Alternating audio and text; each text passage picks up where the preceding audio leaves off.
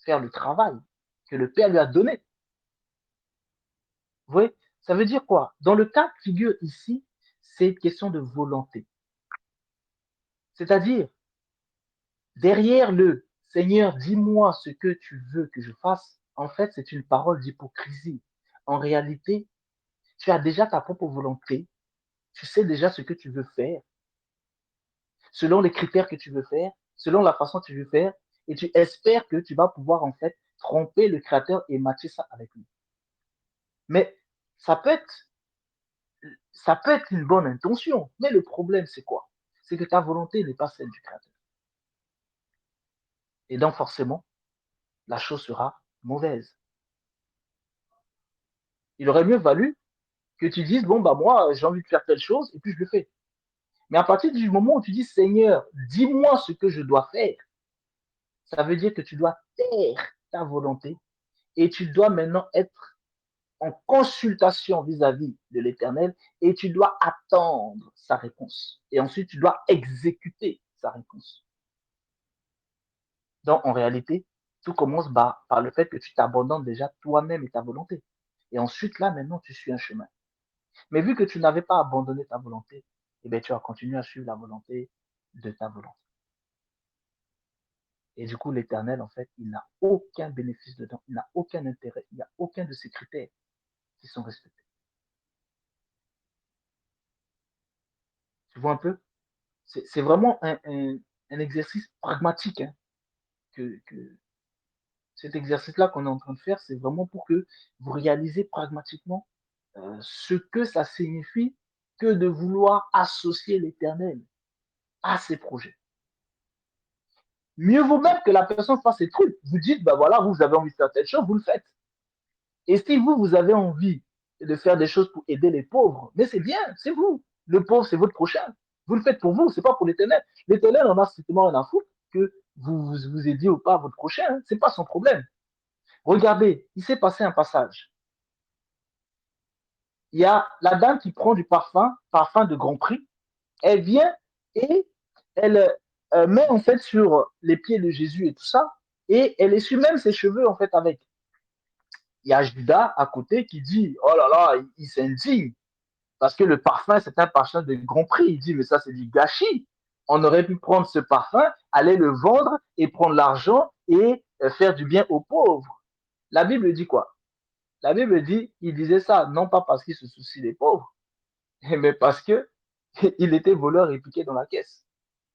Mais ce qui est intéressant ici, c'est la réponse que Jésus lui va lui donner.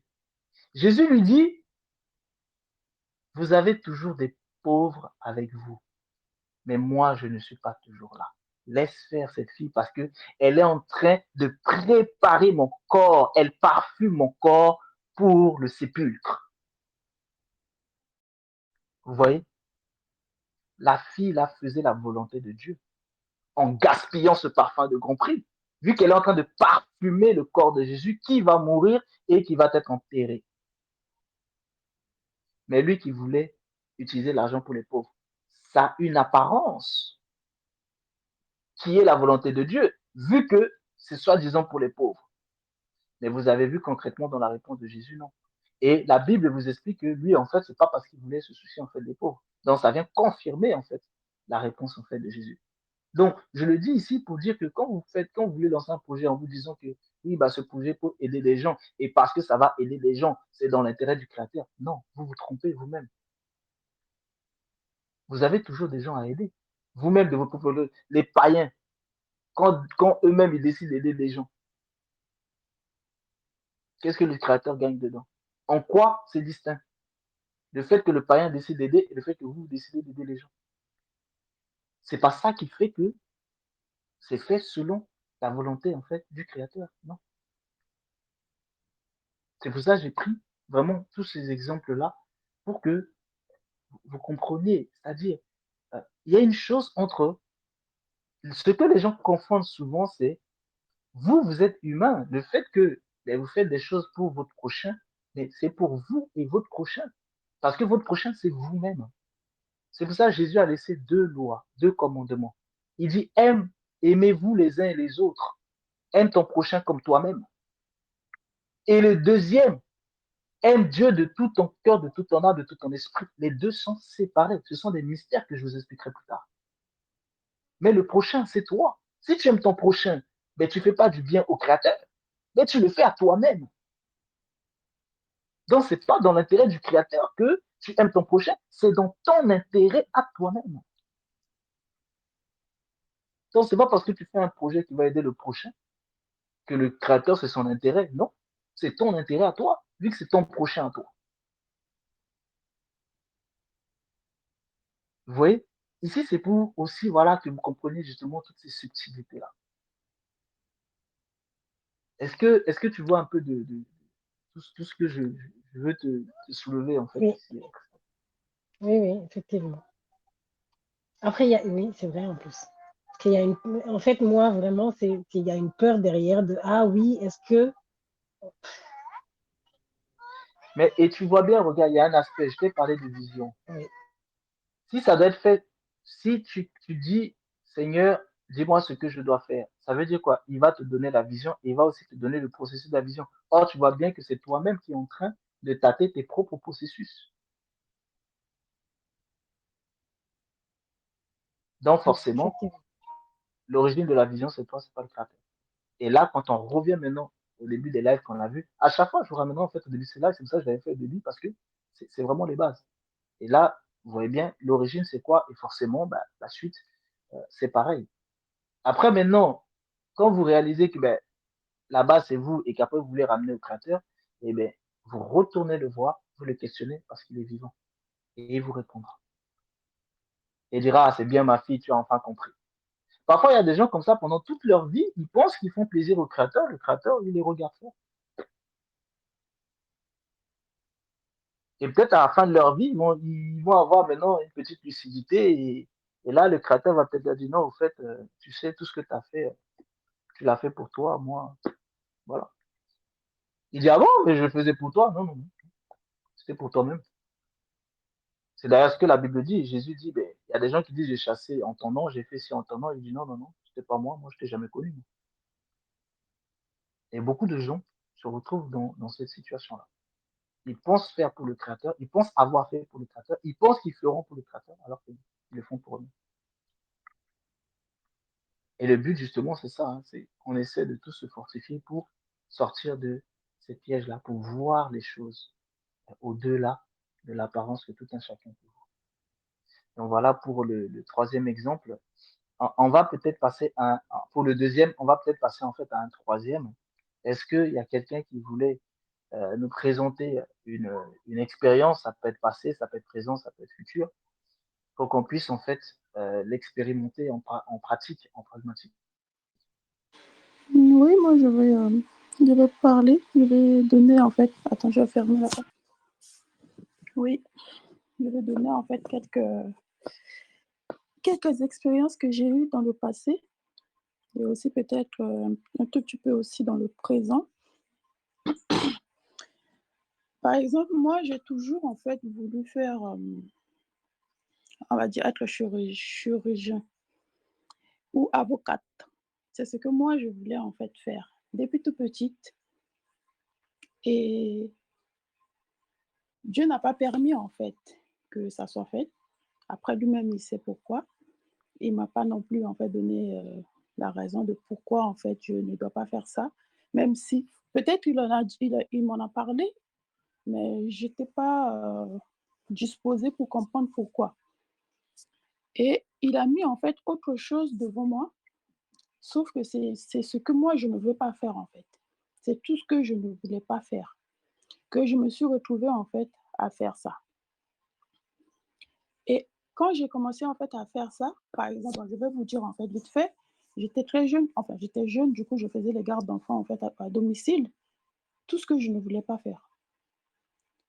Je l'ai détesté, hein. J'ai détesté ce travail, je le faisais malgré moi. Et après, je suis sortie en fait de dedans parce que je ne voulais vraiment plus. Et je voulais en fait faire une formation pour entrer en fait dans le médical. Comme toujours, j'ai toujours voulu retourner en fait dans le médical en fait, dans le médical, rentrer dedans. Une fois de plus, ça ne s'est pas fait. Je ne sais pas comment, ça ne s'est pas fait.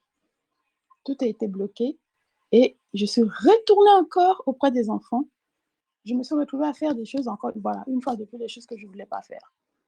Jusqu'à même créer une société carrément pour ça et essayer de développer en fait, enfin, développer la société.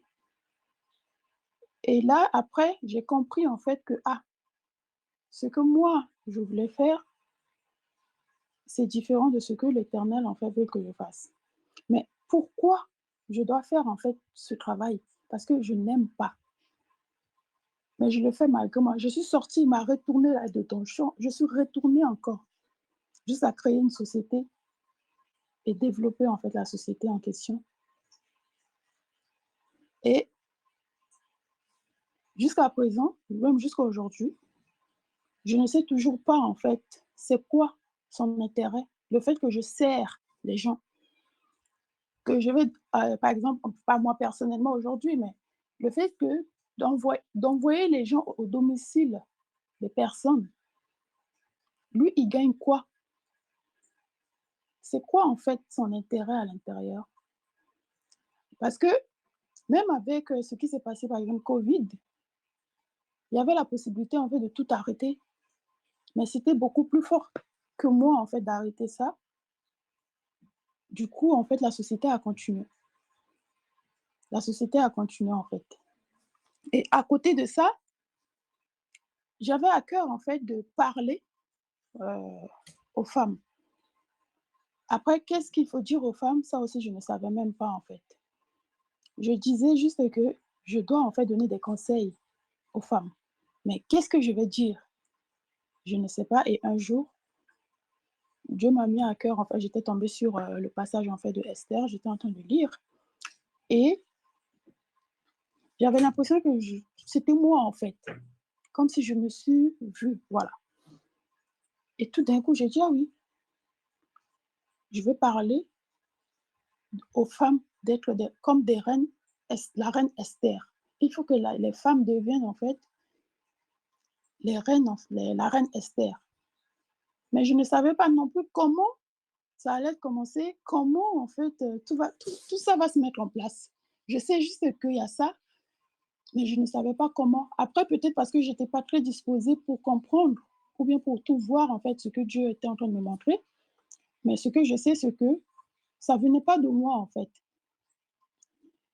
Et un jour, j'étais tombée sur une vidéo en fait sur YouTube. C'était une dame qui était en train de parler. Et en fait, ça s'est levé à l'intérieur de moi, pas à l'intérieur de ma tête, mais à l'intérieur de mon cœur, que voilà ce que tu vas dire. Mais j'ai dit, mais du coup, en moi, j'ai dit, mais est-ce que je sais parler? Déjà, je ne m'exprime pas bien, j'ai du mal à parler. L'art oratoire, ce n'est pas pour moi. Est-ce que moi, je peux parler? Et après, je suis tombée encore une fois de plus sur le passage en fait de Moïse, quand Moïse disait en fait à Dieu que moi, je ne sais pas parler. Et Dieu lui a répondu en fait, qui a créé la bouche? Toujours, je n'ai toujours pas compris. Mais comme c'est quelque chose qui est déjà en fait en moi, une graine qui a été plantée, un jour comme ça, j'ai pris mon téléphone et j'ai fait en fait un enregistrement, par exemple, ma toute première short en fait sur YouTube. Je parlais en fait de la prière. Je disais en fait à tout le monde en fait est mauvais, levez-vous dans la prière. Et à côté de ça, du coup, je l'ai partagé, il était 18h, je l'ai partagé comme ça pour voir en fait. Et tout d'un coup, j'ai vu que oh, ça a monté à 100 vues, ça a monté à 200 vues. J'étais tellement contente. J'ai dit, ah, donc ça intéresse les gens. Donc vraiment, je peux faire ça, moi. OK. Mais qu'est-ce que je veux leur dire concrètement à part la prière? Je veux leur dire quoi d'autre? Et là, en moi, maintenant, je me suis dit, bon, l'Éternel, si jamais c'est ce que tu veux, en fait, que je fasse, ça veut dire avant la fin de la semaine, il faut au moins que j'atteigne 10 abonnés. Parce que j'avais 0 abonné. Hein. Et juste avec cette petite vidéo, à la fin de la semaine, j'avais eu 24 abonnés. En fait, ça a dépassé même la limite que moi-même j'avais fixée et que je lui avais demandé en fait si c'était ça. Et c'est à ce moment-là que j'ai dit, ah, bon, 24, ça signifie forcément quelque chose, chiffre 24. D'accord, dans ce cas, je vais continuer à faire mes petits shorts, à faire en fait les vidéos, mais les sujets vont venir en fait au fur et à mesure. Et par sa grâce, en fait, les sujets en fait sont venus au fur et à mesure, même s'il y a des moments où il y a mes propres en fait volontés qui se faufilent en fait à l'intérieur pour dire certaines choses en fait qui sortent de moi. Mais il y a des moments où il y a des paroles en fait que ça ne vient pas en fait de moi-même parce que quand je demande, je dis qu'est-ce que je peux dire là parce que là je n'ai vraiment pas de sujet. Et tout d'un coup, quand je lis la Bible,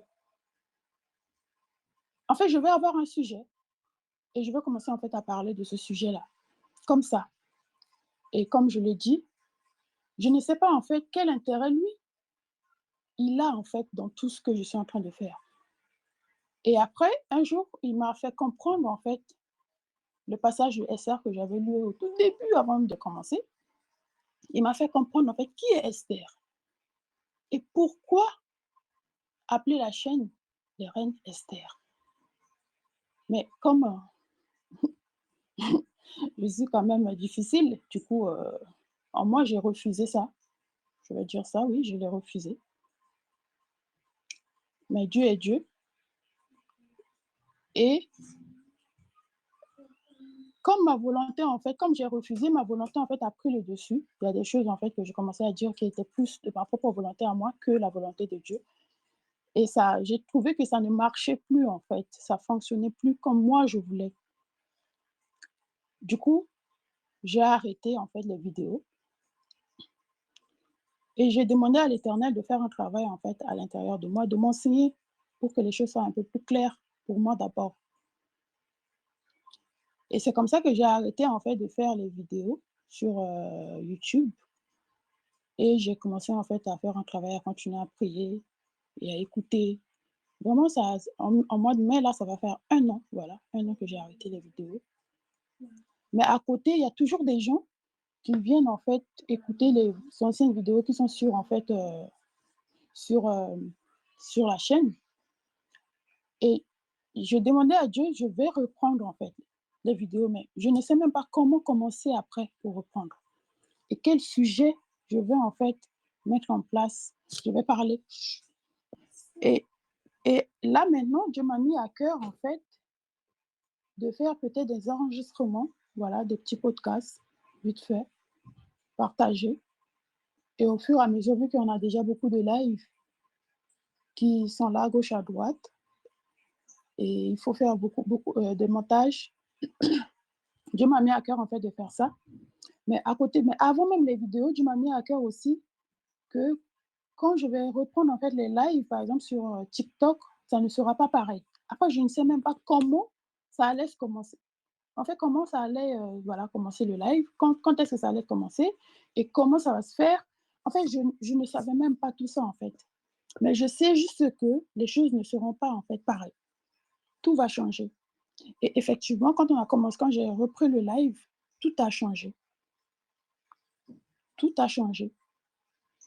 Du coup, je suis ce que, en fait, il met devant moi, il dit fais ça, je fais. Même si je sais qu'il y a ma volonté, en fait, qui faufile toujours à l'intérieur de sa volonté, mais j'essaie en fait d'obéir au maximum en fait à ce que il me dit de faire, même si c'est des choses que moi je trouve que mais c'est pas ça. Parfois je fais, après je dis mais c'est pas ça. Mais comme c'est sa volonté, en fait j'essaie d'obéir. Après ce qu'il gagne à l'intérieur, franchement, sans te mentir, je ne sais pas. Je ne sais pas son intérêt. Peut-être son intérêt c'est juste le fait que j'obéis à sa volonté. Mais comme je n'obéis pas à 100% à chaque fois, ça veut dire que je m'oppose aussi à sa volonté. Vu qu'il y a ma volonté qu'il faufile en fait à l'intérieur, ça veut dire que je m'oppose aussi à sa volonté. Ce qui fait que bah, je ne suis pas agréable non plus. Et aussi, ce que je suis en train de faire, ce n'est pas non plus agréable à 100%.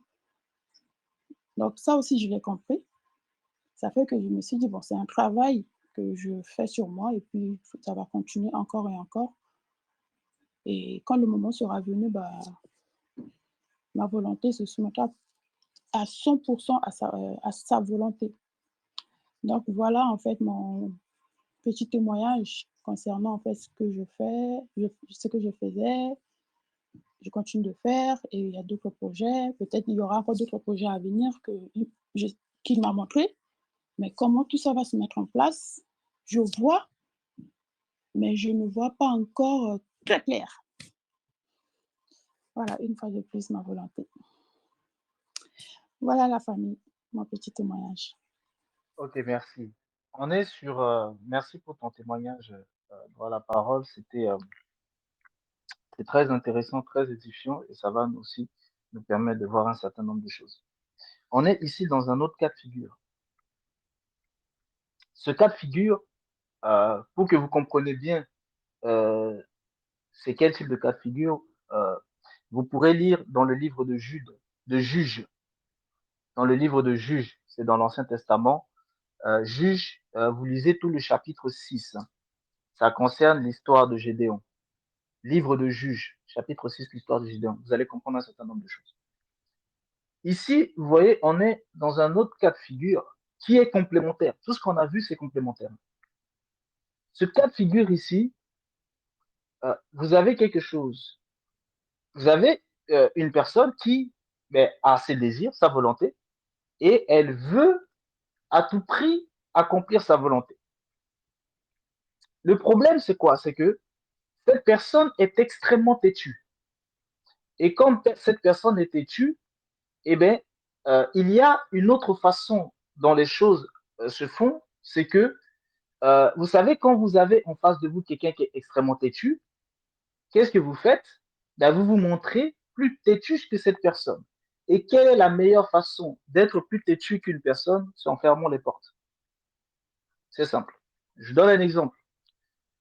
Admettons que vous rêvez de voyager, aller faire quelque chose dans un pays. Eh bien, si vous avez en face de vous quelqu'un qui est extrêmement têtu et que la personne a déjà pris la décision, coûte que coûte, d'aller dans ce pays-là, mais ce que vous pouvez faire, c'est que pour ne pas que la personne aille dans le pays, vous n'allez pas jouer sur la personne elle-même, mais vous pouvez jouer sur le pays. Ben, vous détruisez le pays. Comme ça, la personne n'ira plus. Ah oui, vu que le pays n'existe plus. Vous voyez? Ça, c'est un niveau de têtutesse qui est extrêmement élevé. D'où, quand on fait face à un tel niveau de têtutesse, on doit être strict et radical. Voilà quelqu'un qui désire, voilà, être dans un secteur, mais ce secteur-là, le créateur aurait très bien pu dire, bon, je vais laisser la personne aller faire son expérience. Non, non. Parce que ces types de têtutesse-là, si tu laisses la personne dedans et qu'elle fait, même si ça marche ou ça marche pas, elle va être tellement têtue qu'elle va quand même vouloir que ça marche. Donc, si tu veux pas passer du temps à perdre du temps dans ce processus, tu bloques tout dès la base. Comme ça, c'est réglé. La personne ne goûte pas. Mais du coup, il y a tout de même un problème qui est là, c'est ce désir que la personne a toujours. Et d'ailleurs, c'est cet exemple-là qu'on voit parce que le désir revient constamment. Et quand, pour pouvoir maintenant combattre ça, tu soumets autre chose à la personne. Ça veut dire quoi? Ça veut dire que ces types de personnes, leur volonté est opposée à la volonté du Créateur. Et bien, c'est exactement la phrase dont vous vous retrouvez, où Jésus parle à Pierre. Il dit, Satan, tes pensées ne sont pas celles de Dieu, mais des hommes. Parce que la volonté de Satan ne matche pas avec la volonté de Dieu. Mais ça matche avec la volonté des hommes. Ça veut dire quoi? Ça veut dire que, ici, vous voyez, Pierre s'est retrouvé dans un conflit terrible. Et le conflit en question, c'est quoi? Ce conflit-là fait que en Pierre, eh bien, il y a deux choses qui s'opposent, qui habitent. Satan et le Créateur qui intervient. Donc Satan intervient et manipule en fait Pierre, et le Créateur intervient pour redresser Pierre. Et c'est un combat constant que Pierre en fait mène en fait dans sa propre vie constamment jusqu'à ce que il soit totalement en fait délivré de ça. Et ça se match à travers la volonté humaine. Donc, une telle personne doit fuir non seulement sa propre volonté, mais aussi la volonté des hommes. Alors, à plus forte raison, la volonté des égrégores spirituels et autres. Ça veut dire qu'une telle personne n'a pas d'autre choix que de prendre une décision ferme et radicale de s'abandonner et de totalement se soumettre à 300 000% au Créateur. Sans ça, cette personne aura toujours des problèmes dans sa vie et dans tout ce qu'elle entreprendra. Parce que le combat qu'elle mène, c'est le combat entre des puissances tellement puissantes, et ce sont des puissances qui manifestent le bien et le mal. Donc cette personne n'a pas d'autre choix que de se soumettre totalement au Créateur et abandonner toute volonté personnelle dans tous les domaines de sa vie. Aucune once de volonté ne doit être ni de cette personne, ni des hommes, ni des esprits quelconques, mais du Créateur seul. Sans ça, cette personne aura toujours des combats dans tout ce qu'elle entreprend. Et ces combats viendront de l'intérieur de la personne elle-même, de sa pensée.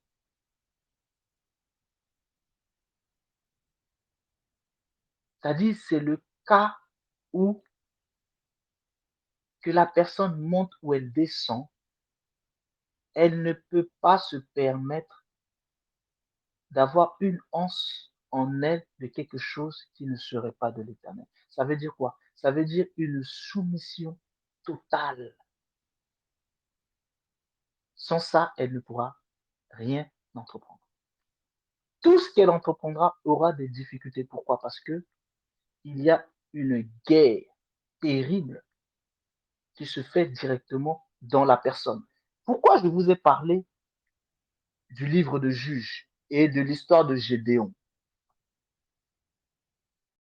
Parce que Gédéon s'est retrouvé face à une situation où on lui demande d'aller combattre Baal.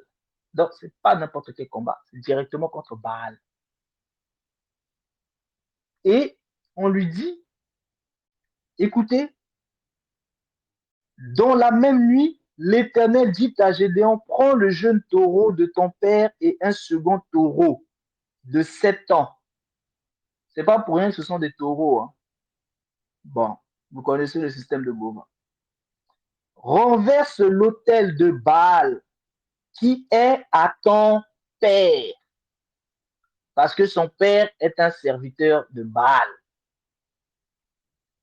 Et abat le pieu sacré qui est au-dessus. Tu bâtiras ensuite et tu disposeras sur le haut de ce rocher.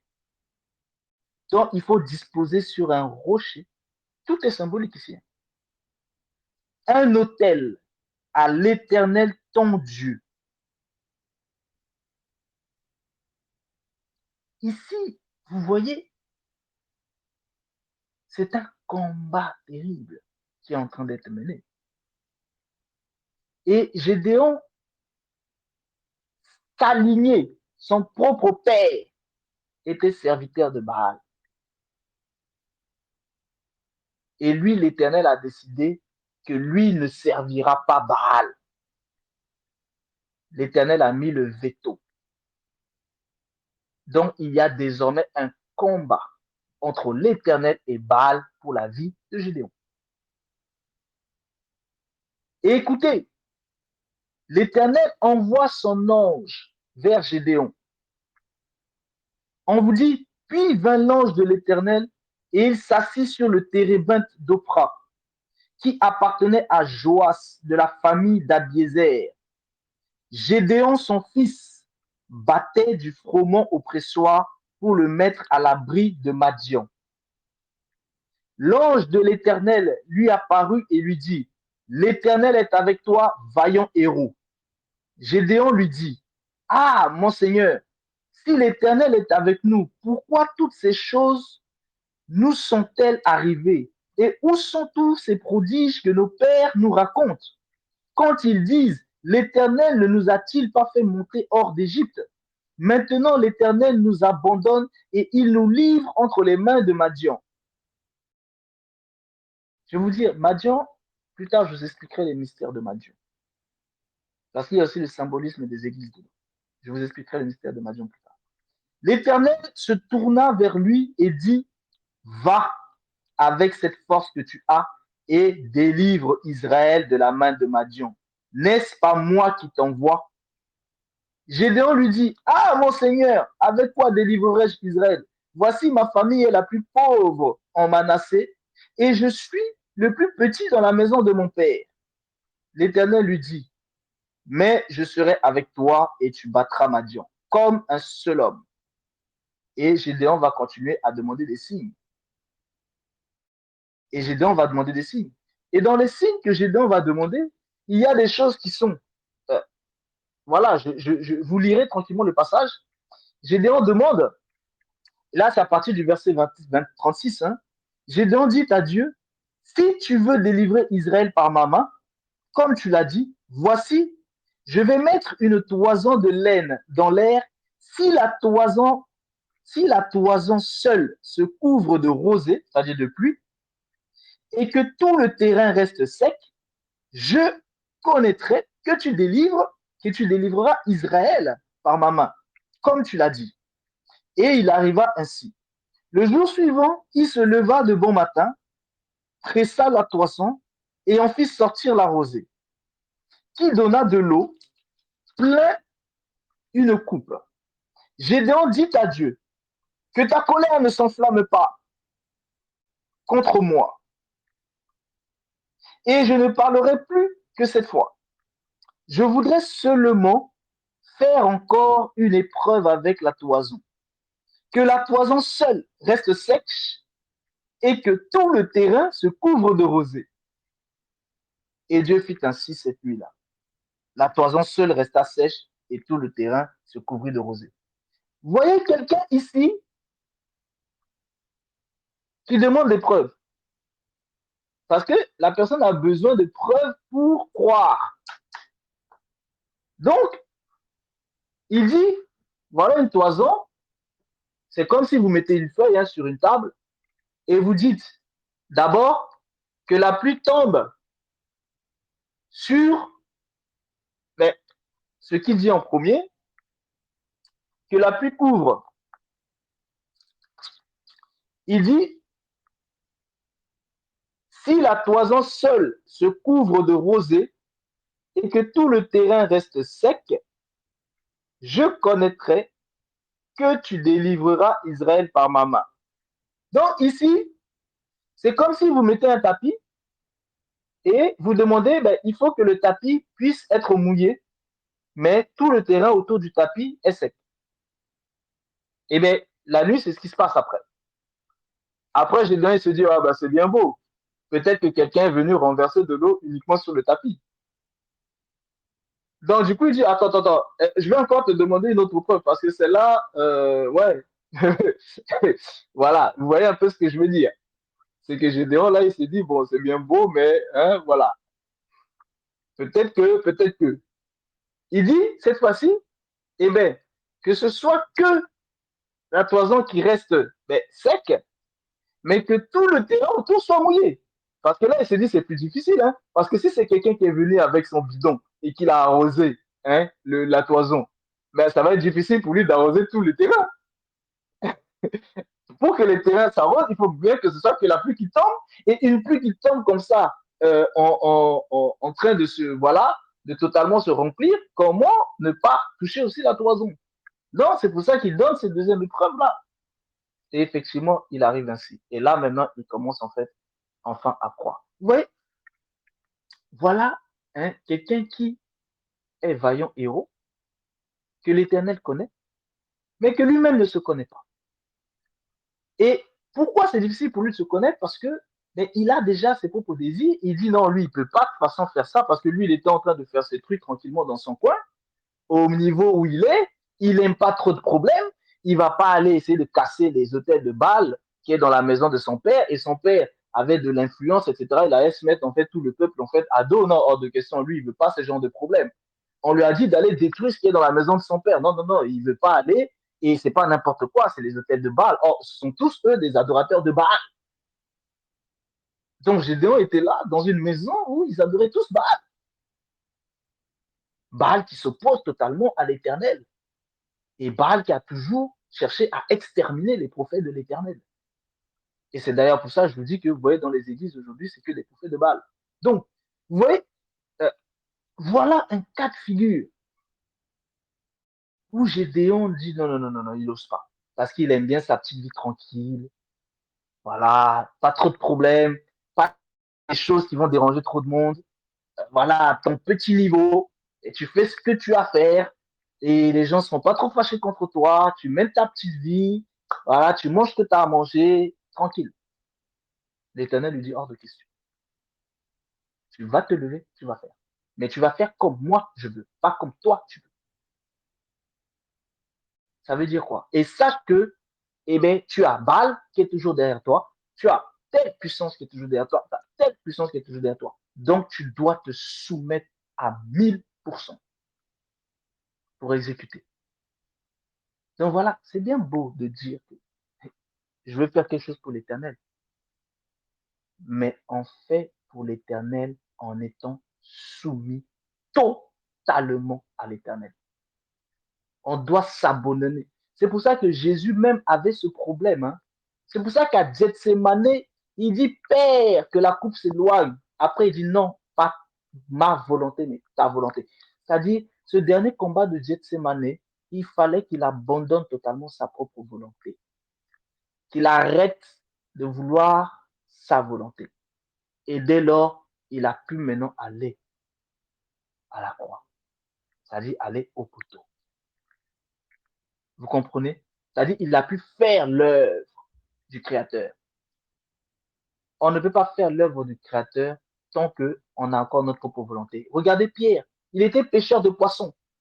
Jésus lui a dit, laisse ça, je vais faire de toi pêcheur d'hommes. Quand Jésus est mort, vous savez ce qu'ils ont fait? Bah, Pierre, il est retourné au poisson parce qu'ils étaient tous découragés. Donc, les poissonniers sont retournés à pêcher du poisson. Vous voyez? Mais quand il a vu maintenant la résurrection, quand il a réalisé, le même Pierre se lève, il parle, 3000 personnes converties direct. C'est un pêcheur de poissons. Donc l'Éternel savait ce qui était bon pour lui. C'est pour ça que Jésus lui a dit, laisse ce que tu fais, viens, tu seras pêcheur, non pas de poissons, mais d'hommes. Tu vas pêcher des hommes. Viens. Mais le viens là, ça veut dire viens totalement. Pas à moitié, pas à 75, pas à 99%, à 1000%. Et ainsi, on peut dire, voilà, je fais l'œuvre de l'Éternel. Merci pour ces partages. On a beaucoup euh, pris dans le temps. Normalement, c'est 1 heure. On a fait presque 2 heures. C'était exceptionnel parce que je voulais que ce soit un cas pratique. Et l'Éternel a bien fait les choses. On est tombé sur les cas pratiques qu'il fallait. Donc, vraiment que Dieu vous bénisse tous ceux qui ont eu le courage de transmettre leur expérience, que Dieu vous bénisse abondamment, qu'il vous accompagne dans tout ce que vous allez faire, qu'il fasse le travail nécessaire en vous, pour vous, avec vous, et que sa bénédiction puisse vous accompagner. Parce que le Seigneur vous a mis à cœur de vous lancer, de vous exprimer, afin que le Seigneur puisse parler à son peuple qui aimerait savoir comment agir avec lui. Ce qu'on a vu aujourd'hui, c'est général.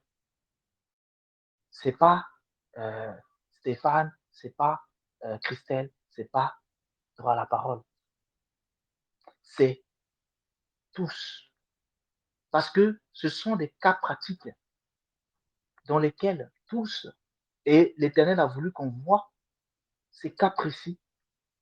Parce que quand vous allez réécouter le live là, vous allez comprendre l'importance de tout ce qu'on a vu aujourd'hui. Donc, euh, même ceux qui ont rendu leur témoignage, sachez que l'Éternel vous a tout simplement utilisé afin que ça puisse être un message puissant pour tout son peuple. Voilà pourquoi, moi, à mon tour, je vous bénis afin qu'il puisse vraiment vous faire grâce. Et c'est lui qui a décidé que vous deviez parler parce qu'il savait qu'à la fin, vous aurez une bénédiction.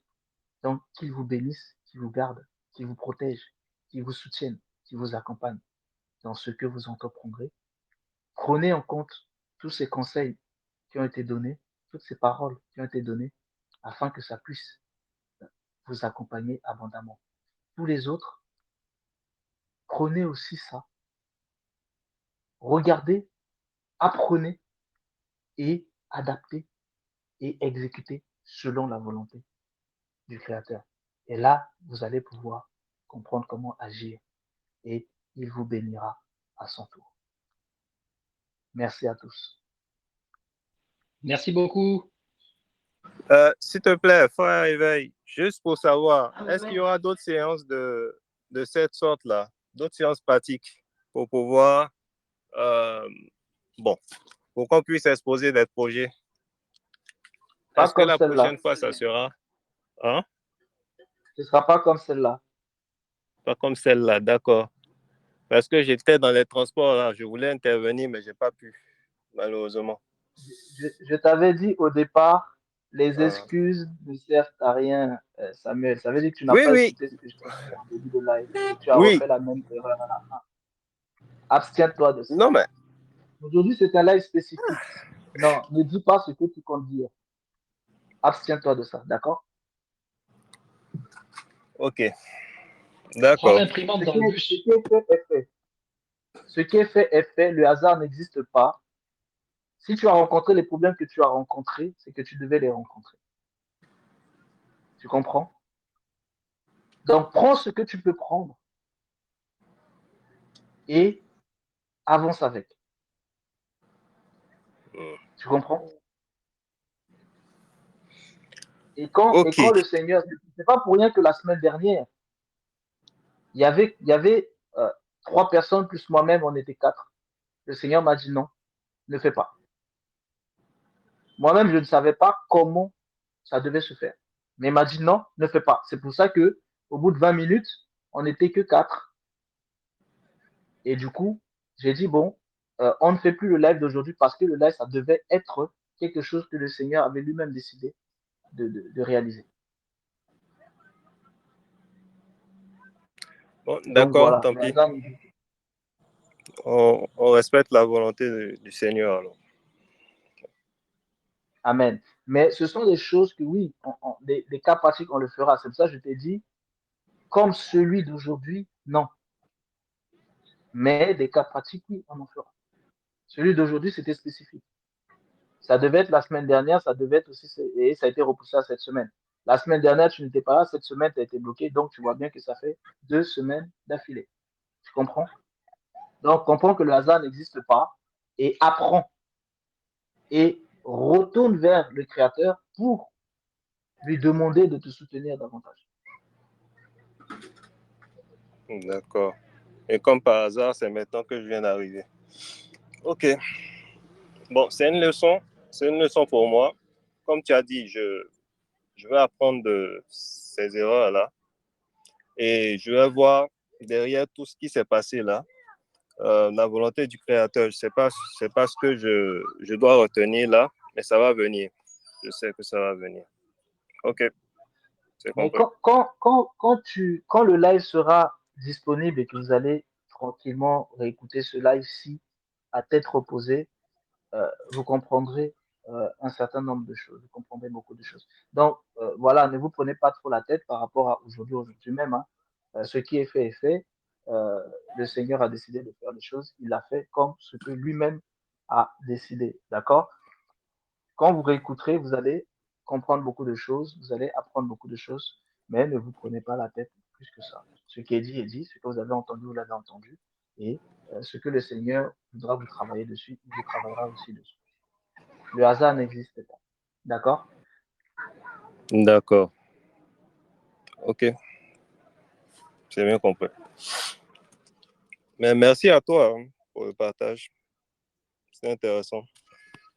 Je C'est vais pas moi, réécouter le c'est pas replay. moi, c'est le Créateur, c'est le Créateur. Merci au Moi, je Créateur. t'ai dit, je n'interviens pas en fait là-dedans. Il avait décidé de faire ça la semaine dernière. Et il a dit non, ne le fais pas. Parce que on aurait pu. Parce qu'après, on s'est parlé en fait dans les lives. J'aurais très bien pu dire, bon, comme des gens sont en train de parler et qu'ils demandent à faire, on aurait pu relancer. Mais non, le Seigneur a dit non. Ce sera fait la semaine prochaine. D'accord. Voilà. Oui, je vois. Ok. Je vais aller acheter mon imprimante déjà. Ok. Bon, merci à tous. Reposez-vous bien. Et, euh, et on se dit dans le groupe, comme d'habitude. Et puis, on se retrouve en fait vendredi pour le live en fait public. D'accord. Quand Merci je beaucoup. trouverai, je reverrai le passage de Jérémie et je vous l'écrirai en fait ici. Celui de juge, je vous l'ai déjà transmis. Celui de Jérémie, il faut que je le revoie en fait précisément pour vous donner exactement en fait, le passage en question. Donc voilà. Allez, à bientôt tout le monde. Amen. Amen pour les Merci, à très vite. À bientôt Merci. tout le monde. À bientôt. Merci. Bon En tout repos cas, à merci tous. pour la bénédiction. Moi, je reçois. Que Je l'Éternel reçois te aussi. bénisse aussi. Amen. Allez, merci la famille. Amen. Merci à tous. Amen. Reposez-vous.